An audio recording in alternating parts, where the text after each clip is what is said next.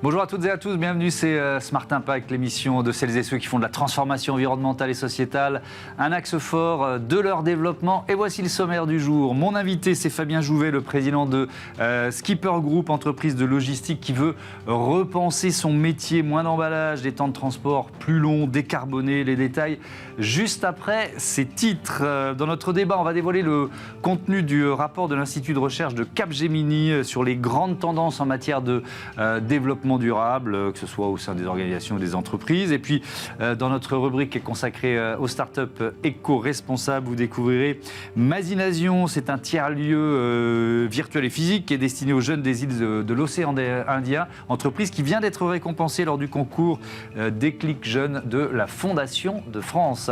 Voilà, vous savez tout, c'est parti, c'est Smart Impact.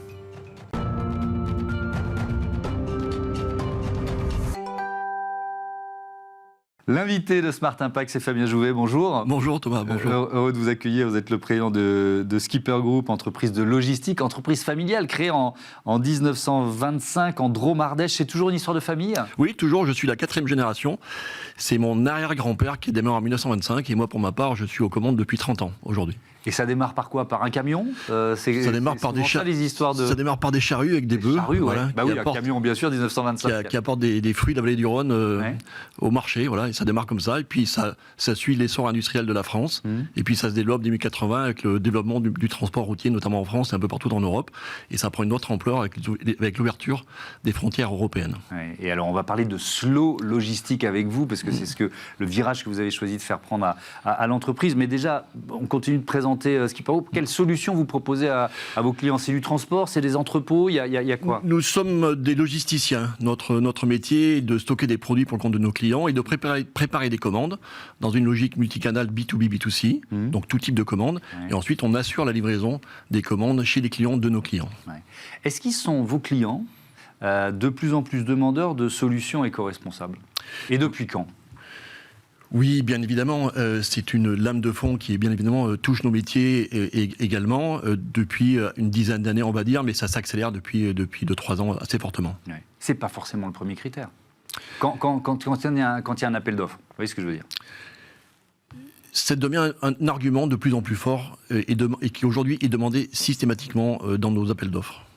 D'accord, c'est un chapitre de l'appel d'offres, systématiquement. Intéressant de le noter. Donc vous proposez cette slow logistique. C'est quoi la slow logistique ? Alors, c'est une idée assez simple qui est née il y a 4 ans, en 2020, qui a pour ambition de repenser nos modèles d'organisation logistique et transport, de les penser différemment et de les rendre plus responsables, et qui s'articule autour de 4 piliers.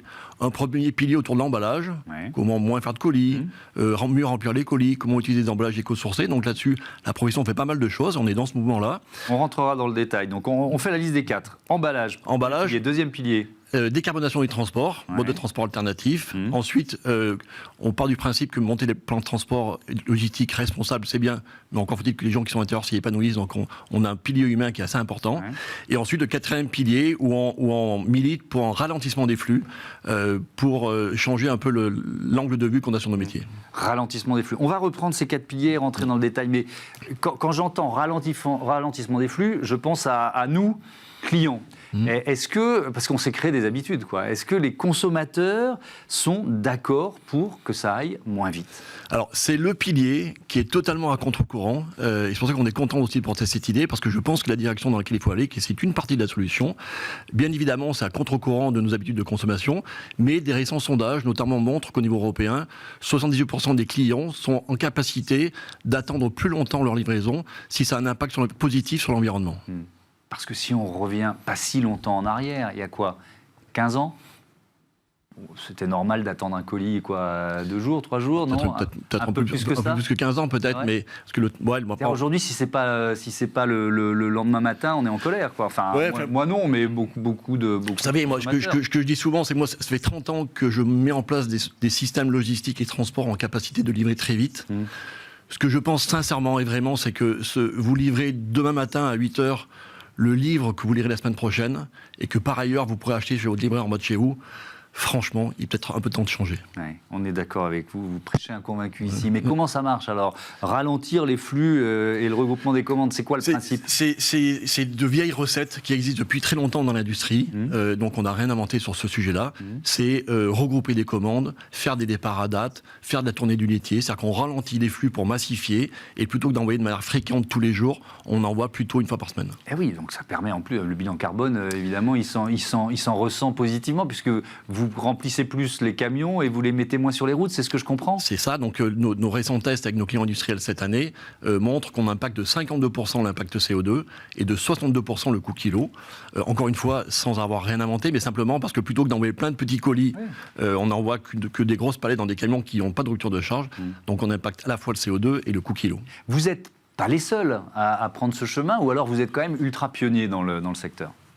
Je pense qu'on est les premiers à porter de manière aussi forte et aussi affirmée cette idée qu'on peut enfin ralentir nos opérations logistiques et transports. Oui. Autre pilier, c'est celui que vous avez cité en premier, sur les emballages. Moins d'emballages et des emballages éco-sourcés. Ça fait deux thèmes. Déjà, moins d'emballages, comment vous faites? Déjà, on travaille sur le colisage de nos commandes. On essaye de mettre moins de vide à l'intérieur de nos colis. Voilà. Et on essaye encore une fois de regrouper nos commandes. Parce que quand vous regroupez vos commandes, qu'elles sont plus importantes, il y a moins d'emballage. Donc ça, c'est le premier sujet. Et ensuite, on essaye d'utiliser des matériaux éco-sourcés, biosourcés. Donc pour ce faire, chez Skipper, on a créé un score. On a créé 11 badges qui nous permettent de dire si tel emballage ou tel emballage rentre dans la grille slow ou pas. Et aujourd'hui, on est assez fiers que à environ 70% de nos clients de Skipper aujourd'hui utilisent des emballages slow. D'accord. Et des emballages qui sont quoi? Qui sont recyclables aussi? C'est-à-dire qui vont être quoi? Compostables?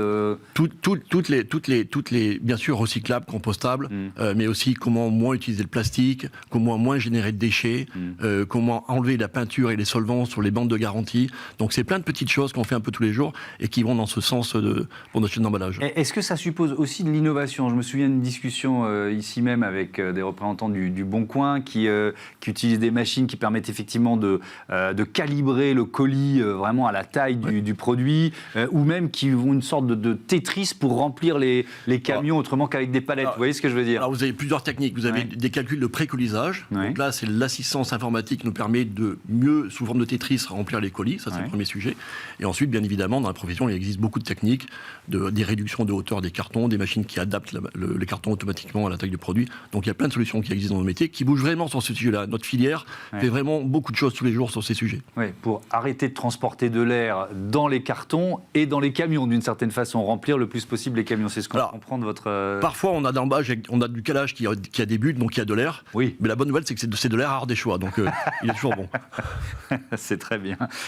Sur les transports alternatifs et décarbonés, c'est l'un des piliers que vous avez mis en avant. Alors, ça veut dire quoi? Ça veut dire verdir la flotte de camions? C'est possible, ça, aujourd'hui? Déjà, ça commence par mettre moins de camions sur la route. Ça, d'accord. Voilà. Une fois qu'on les a mis sur la route, on essaye de mieux les remplir. Et ensuite, là encore également, la profession fait beaucoup de choses pour essayer de trouver le carburant alternatif qui puisse venir remplacer le gasoil et limiter les impacts CO2. Donc bien évidemment, vous avez les transports d'un kilomètre, tout électrique. Mais aujourd'hui, bon nombre d'opérateurs de transport sont en capacité de faire des tractions en biogaz notamment. Nous, chez Skipper, on est très XTL. Ça veut dire quoi, ça? XTL, c'est l'HVO, c'est du carburant issu de l'industrie alimentaire, généralement des huiles des huiles usagées, et qui ont une particularité, c'est qu'elles s'adaptent dans tous les camions, tous les véhicules. Donc elles n'ont pas besoin de changer de camion. Ah, c'est la question que j'allais vous poser. C'est pas un rétrofit, quoi. Il faut pas changer de moteur, etc. Et donc j'ai lu récemment que le gouvernement français envisage de déployer cette solution aussi pour les particuliers. Donc c'est un carburant auquel on croit beaucoup. C'est intéressant ce que vous nous dites sur la mutation du secteur. C'est-à-dire que vous nous dites à la fois, on est pionnier sur la slow logistique, le fait d'arrêter la course à la livraison la plus rapide, mais quand même, il y a un secteur qui a pris conscience et qui bouge vraiment profondément. Oui, parce que bon, bien évidemment, quand on parle de logistique, de transport, d'artificialisation des sols, de gasoil, c'est évidemment... Vous êtes au cœur des enjeux. On est au cœur des enjeux. Vous êtes à la fois le problème et donc la solution. On est au cœur des enjeux, donc il y a beaucoup de choses et tous les acteurs de la profession bougent énormément sur ces sujets-là et font vraiment le maximum tous les jours. Il est encore nécessaire de créer beaucoup de grands entrepôts. Vous voyez ce que je veux dire? C'est-à-dire est-ce qu'il faut des très grands entrepôts? Est-ce qu'il faut plus de petits entrepôts qui maillent le territoire? Les deux, j'imagine, coexistent. Vous avez eu une étape dans le paysage logistique européen où il y avait des entrepôts locaux, puis ensuite ça a massifié, il y a eu des entrepôts européens. Ouais. On pourrait imaginer, dans le cadre des circuits courts, des circuits locaux, qu'on réassiste à nouveau à un éclatement des plateformes logistiques un peu partout en Europe, avec une problématique de multiplication des stocks et d'impact financier sur l'entreprise, mais je pense que c'est un peu le sens de l'histoire. Ouais, un dernier mot, vous avez remporté le prix RSE Logistique au printemps dernier. Évidemment, c'est une reconnaissance à vous. Vous dites, ça veut dire qu'on est sur la bonne voie? Je suis très heureux parce que, vous savez, on est sur un vrai changement de paradigme. Et comme j'aime le dire à chaque fois, c'est qu'un changement de paradigme, au début, ça fait rigoler. Après, ça commence à faire peur. Et après, on trouve que c'est du bon sens. On a eu le prix de l'audace au mois de juin à Saint-Malo, dans le prix de l'audace à Saint-Malo. Et quand j'ai reçu ce prix, j'étais assez heureux parce que qui dit audace dit capacité à affronter le danger. Donc, je pensais que la profession nous reconnaissait cette capacité à affronter le danger. Donc, on avait passé une étape. Et donc, j'attends avec beaucoup d'impatience le prix du bon sens qui ne devrait pas tarder à arriver. Il existe? Et puis, on le créera pour nous s'il n'existe pas. C'est une bonne idée. Vous espérez faire des émules? Oui, pour l'instant, on est un peu les seuls, mais... On a deux ambitions sur ce sujet de la logistique. Un premier, bien évidemment, un peu intéressé, qui est de faire rayonner plus largement notre marque et notre histoire et pour nos clients. Oui, parce que c'est un bon argument marketing, bien sûr, évidemment. De trouver des terrains de jeu, d'expérimentation et pousser cette idée que Skipper est toujours à la pointe de l'innovation. Et on a une deuxième ambition qui, elle, manque probablement un peu d'humilité, qui est de se dire que si on arrivait à faire bouger les lignes de notre métier, que ce mot de logistique puisse s'imposer dans nos métiers et qu'on se rappelle à la fin que cette idée est née en mars 2020 au Pouzin en Ardèche, on serait assez heureux. Je vais vous poser une question qui est peut-être absurde ou provocatrice, mais est-ce que pour qu'on perde... Alors je reviens aux consommateurs, ces mauvaises habitudes qu'on s'est créées depuis une quinzaine ou une vingtaine d'années, est-ce qu'il faut récompenser le consommateur qui accepte d'avoir son colis 2 jours après ou 3 jours après ? C'est évidemment la question, parce que c'est ce qui vient naturellement. Est-ce que parce que je permets une livraison plus lente, je dois avoir un impact financier? Nos résultats prouvent qu'on est en capacité de réduire l'impact financier de ces livraisons par une plus grande massification. Donc oui, je pense qu'on pourra accélérer le mouvement grâce à cet intérêt-là. Mais j'espère néanmoins, en tout cas c'est ce que je pense profondément, qu'on a quand même un pouvoir avec notre carte bleue et que des gens seront en capacité, de par un acte d'achat militant, dire les gars, on va arrêter, on va faire différemment. Merci beaucoup Fabien Jouvet, à bientôt sur Be-Smart for Change. On passe à notre zoom sur les tendances de la durabilité dans les entreprises. Sondage passionnant, vous verrez. Retrouvez le débat de Smart Impact avec Veolia.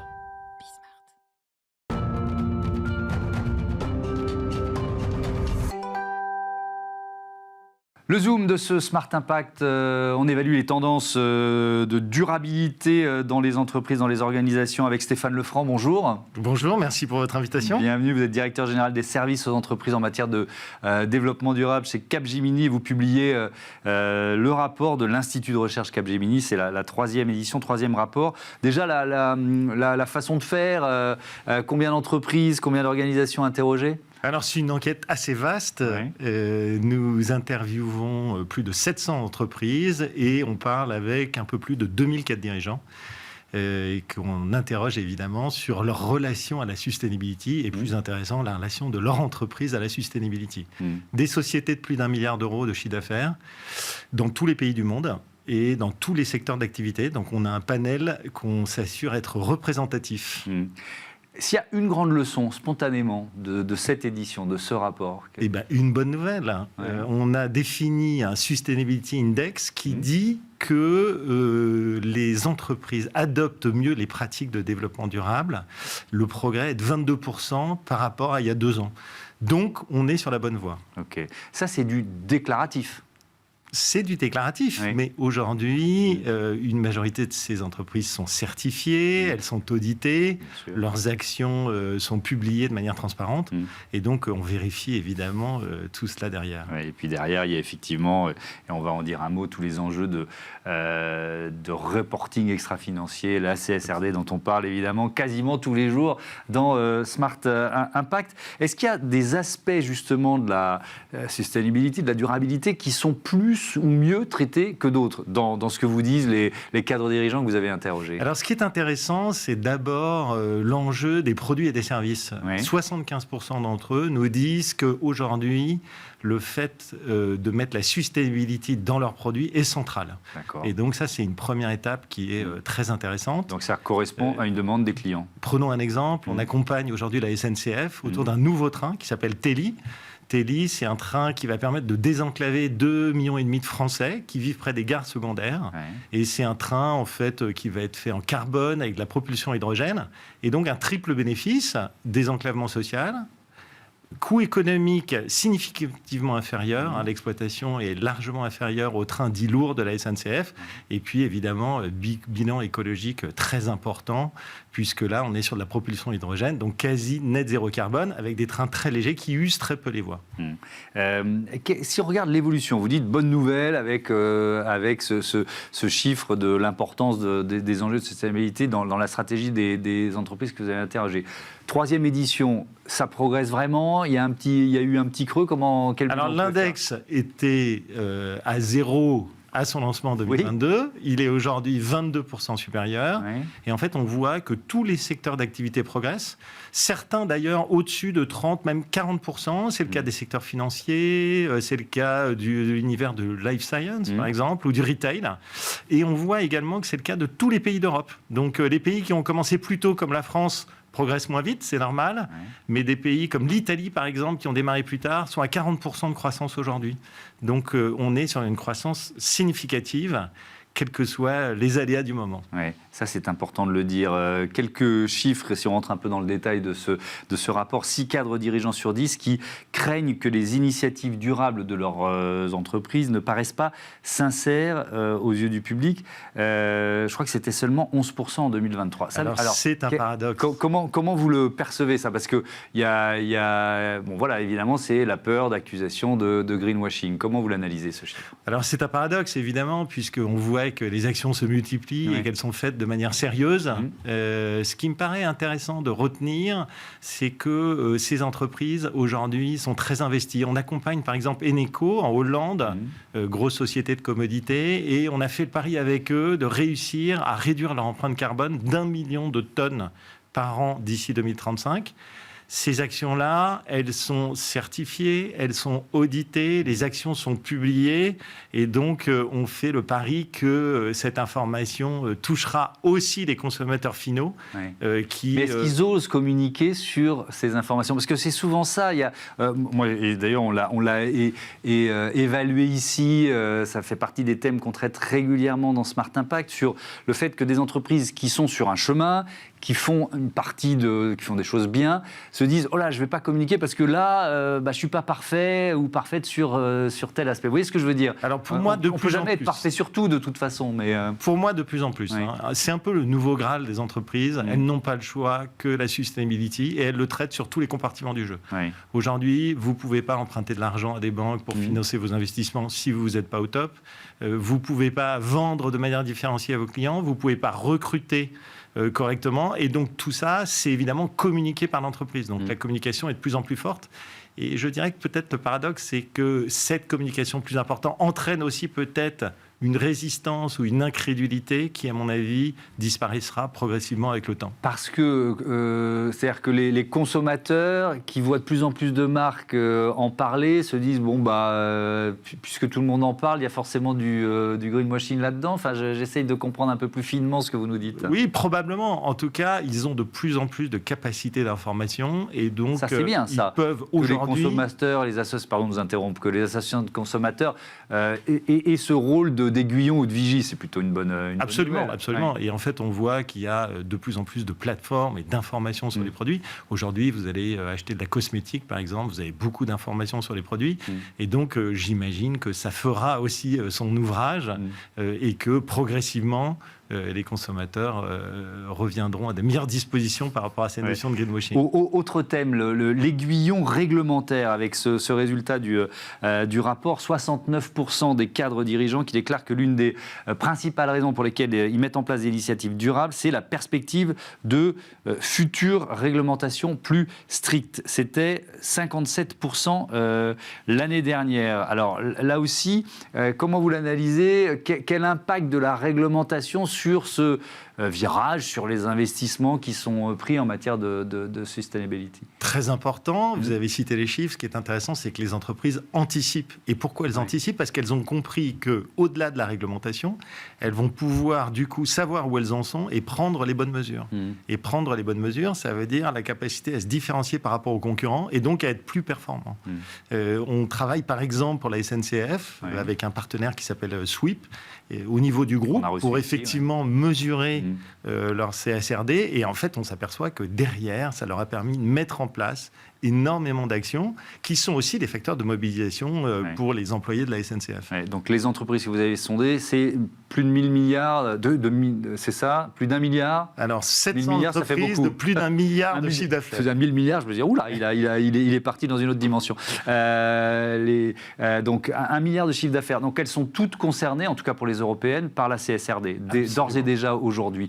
Comment elles l'appréhendent ? Est-ce que, parce que c'est 800 pages, la CSRD, alors bon, quand on voit ça, on se dit, oula, panique. Est-ce qu'elles sont dans l'inquiétude, dans le côté positif de on va enfin pouvoir s'évaluer, se comparer les unes les autres avec des valeurs qui sont les mêmes? C'est quoi l'état d'esprit? Elle commence à en tirer profit. La réaction originelle, il y a 2 ans, c'était dire un fardeau supplémentaire. Encore des normes. La bureaucratie, c'est pénible. Aujourd'hui, elles s'aperçoivent qu'elles en font un levier de différenciation.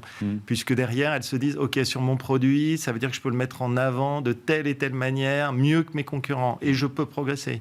Sur ma réduction de coûts, je peux être plus économe sur mes ressources, sur mon eau, sur mes déchets, sur mon énergie. Donc, en fait, elles commencent à associer ça au développement de leurs activités. Et donc, elles commencent à en tirer profit dans la relation avec leur écosystème et leurs clients, bien sûr. Dès aujourd'hui, les effets se font déjà sentir. Tout à fait. Et donc, ça incite les entreprises un peu plus petites qui vont devoir s'y mettre, puisqu'il y a un calendrier sur les 3 prochaines années, à anticiper elles aussi? Absolument. Alors, évidemment, les petites entreprises le font peut-être moins rapidement et de manière moins approfondie. On avait observé assez récemment que les entreprises qui sont jugées comme étant au top de la sustainability ont des niveaux de rentabilité supérieurs de l'ordre de 10% à leurs concurrents. Donc en fait, on voit qu'il y a une vraie différenciation concurrentielle qui se crée grâce à la sustainability. Et c'est pour ça aussi que l'index progresse. L'ensemble des conseils d'administration et l'ensemble des comités de direction intègrent maintenant la sustainability au cœur de leurs activités. Merci beaucoup, merci Stéphane Lefranc et à bientôt sur Be Smart for Change. On passe à notre rubrique Startup tout de suite, une startup éco-responsable mise à l'honneur comme tous les jours.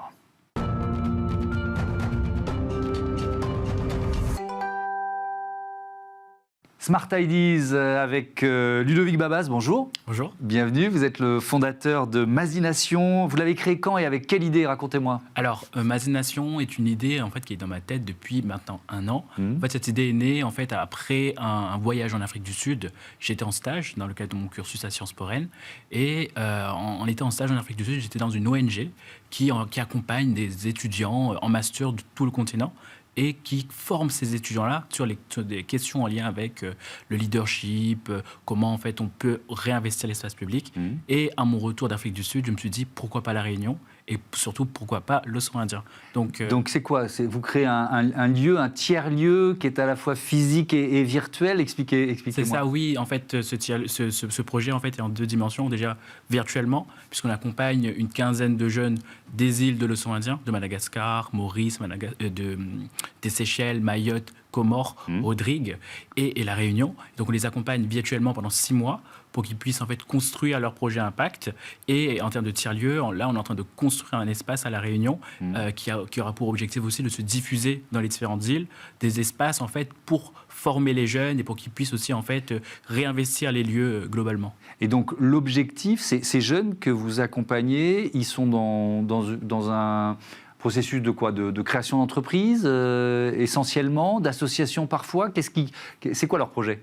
Alors, en fait, ce sont des jeunes qui ont pour projet de créer soit des entreprises, des associations. Le but principal, c'est comment on peut réutiliser ses compétences pour sa communauté. Voilà. Donc, en fait, je pense qu'il y a un deuxième objectif, en fait, qui n'est pas nécessairement vu, c'est qu'en fait, l'objectif de Mazination est de créer des liens entre les îles de l'océan Indien, puisque nous sommes à côté, mais nous ne nous voyons pas du tout. Ouais. Donc, l'objectif, c'est de créer ces liens-là avec ces projets-là qui ont pour objectif de penser à l'intérêt général par l'India-Océanie. D'accord. Et Mazination, tiens, ça veut dire quoi ? Mazination créole réunionnais, ça signifie le rêve, ça signifie aussi l'action. Donc comment on passe du rêve à l'action, globalement. C'est un mot que vous avez créé ou c'est un mot qui existe déjà ? C'est un mot qui existe déjà en créole réunionnais. Ok, le rêve et l'action dans le même mot. Exactement. Super, moi j'adore découvrir les langues qui distants des cultures. Vous faites partie des 28 lauréats du concours Déclic Jeunes de la Fondation de France. J'imagine fierté, reconnaissance. Qu'est-ce que ça peut changer pour vous ? Ça change beaucoup, déjà parce que je viens de l'île de la Réunion. Et à mon sens, en fait, c'est un moyen en fait, de montrer aussi que les jeunes, et notamment de la Réunion, ont des choses à dire, ont aussi en fait, des projets et veulent réinvestir l'espace public. Donc pour moi, en fait, ce prix-là est aussi un moyen de dire que mon projet est légitime et que en fait, une organisation avec un grand impact, la Fondation de France, aujourd'hui, en fait, accompagne ce type de projet-là à travers un certain nombre de dispositifs. Donc je pense que ça va beaucoup m'aider, en tout cas, dans le lancement de ce projet-là. Alors justement, cet accompagnement, il prend quelle forme ? Est-ce qu'il y a un soutien financier ? Est-ce que c'est, je sais pas, du mécénat d'entreprise ? On va vous coacher, vous aider ? Racontez-moi comment ça va se passer. Merci. Alors je pense que cet accompagnement est en plusieurs dimensions. Déjà, la première dimension, c'est l'accompagnement financier. Oui. Donc là, j'ai reçu une bourse pour financer le lancement de Mazination, qui me permettra de construire le logo, le site internet, les premiers outils en fait, pour lancer le projet. Mais aussi, il y a un accompagnement en lien avec les méthodologies, parce que l'engagement c'est important, mais il faut savoir aussi comment on s'engage globalement. Donc en fait, on a été mis en lien avec l'Institut de l'engagement par exemple, et bien d'autres acteurs qui peuvent en fait me permettre, et surtout l'équipe avec qui je travaille en fait, de construire correctement le projet. Ouais. Alors on voit bien que vous êtes au début du projet, mais est-ce que vous avez déjà identifié des jeunes que vous allez ou que vous souhaitez accompagner ? Et si oui, quel type de projet ils ont en tête ? Ok. Alors déjà, 2 types de jeunes. Premier jeune que j'ai identifié, c'est déjà l'équipe avec qui je vais travailler. Ouais. On est une équipe de 7 personnes, en fait, entre la Réunion et la France hexagonale. Et on travaille à distance globalement.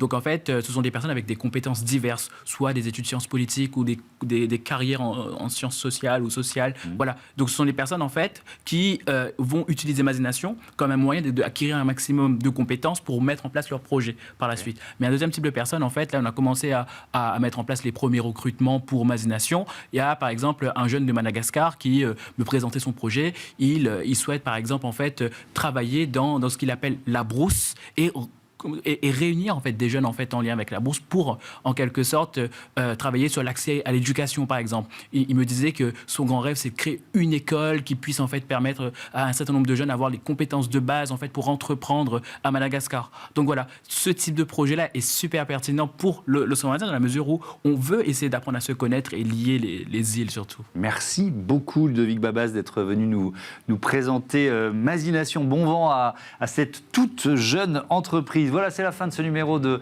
Smart Impact. Je vous dis à demain pour de nouvelles aventures. Et je voudrais remercier celles et ceux qui m'accompagnent. Marie Billa, Alexis Mathieu pour la programmation et la production, Angèle Jean-Girard, le réalisateur, et Alexis Oustabasilis, le preneur de son et ingénieur de son. J'y arrive, salut.